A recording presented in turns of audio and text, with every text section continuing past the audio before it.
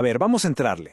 Ok, el conflicto es en San Juan Mazatlán, Oaxaca, un municipio indígena, y aquí la cosa se pone buena. Por un lado tenemos a la planilla azul. El tribunal local ya les había dicho, ustedes ganaron. ¿Por qué? Porque su conteo se hizo en la sede oficial del Consejo, con los votos de 12 comunidades. Todo en regla, ¿no?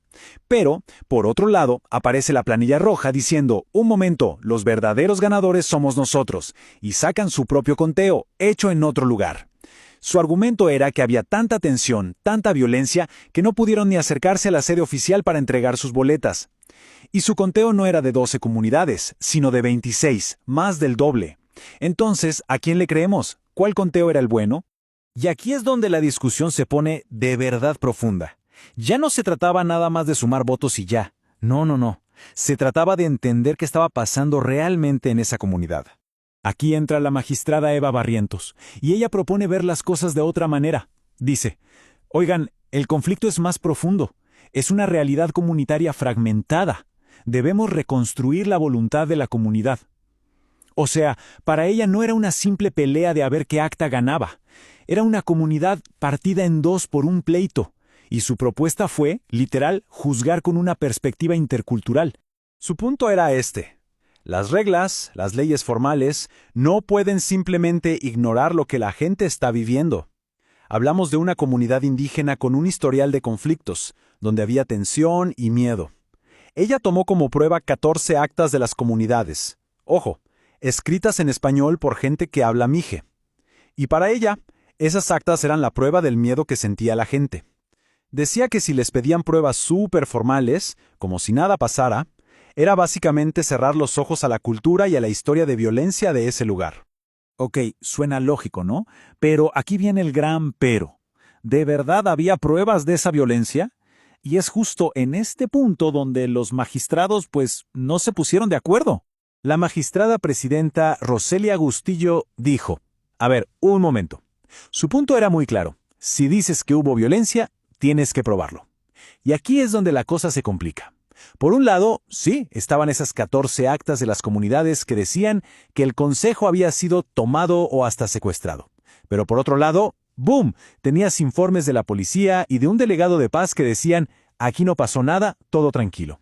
El personal electoral dijo que la cosa estaba tensa y se fue, sí, pero en su mismo informe había una foto de noche donde no se veía ni un alma, nada de multitudes. Entonces, ¿qué pasó realmente? Para ella, el mensaje era contundente. No podemos decidir con base en apreciaciones o lo que parece que pasó.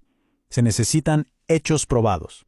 Sus palabras exactas fueron, corremos el riesgo de sustituir las decisiones comunitarias no con base en hechos acreditados, sino en apreciaciones que no alcanzan el nivel de convicción necesario. O sea, si no hay pruebas sólidas, el tribunal podría terminar imponiendo su propia idea de lo que pasó, en lugar de respetar lo que la comunidad decidió. Entonces teníamos un empate técnico. Un voto por un lado, un voto por el otro. Todo dependía del magistrado José Antonio Troncoso. Su voto iba a decidirlo todo. A ver, vamos a ver qué fue lo que pensó. Lo que hizo el magistrado Troncoso fue muy interesante. Partió el problema en dos. Dijo, a ver, una cosa es la votación en las comunidades y otra cosa es el pleito por donde se contaron los votos. Su argumento fue que la supuesta violencia tenía que ver con el cambio de sede, con el conteo, pero no con el momento en que la gente votó. Y como la votación en sí, allá en las 26 comunidades, fue pacífica, a él no le parecía justo anular la voluntad de toda esa gente solo por un problema con el lugar del conteo final. Y con ese argumento, ¡pum!, se rompió el empate. El magistrado Troncoso inclinó la balanza. La votación final, 2-1. Así que la decisión final fue modificar la sentencia. Se le dio la razón al conteo más grande, el de las 26 comunidades, y por lo tanto, la planilla roja fue declarada la ganadora. ¿La razón? Porque ese resultado, para la mayoría del tribunal, reflejaba mejor lo que la comunidad realmente quería. Y bueno, este caso de San Juan Mazatlán fue complicadísimo, ¿verdad? Pero es solo una probadita de todo el trabajo que hace la sala regional. Para que nos demos una idea de la magnitud, vamos a ver qué más se resolvió en esa misma sesión. Imagínense, además de este problemón, resolvieron otros 19 asuntos, y había de todo, ¿eh? Desde irregularidades con el dinero de los partidos, la validez de elecciones en otras comunidades indígenas, casos de violencia política contra las mujeres, hasta si un candidato podía o no participar. Incluso apelaciones de partidos como Movimiento Ciudadano y el PRD. Es para que veamos la cantidad y la variedad de temas tan importantes que pasan por sus manos. Y al final, este caso de San Juan Mazatlán nos deja con una pregunta flotando en el aire, una pregunta súper importante.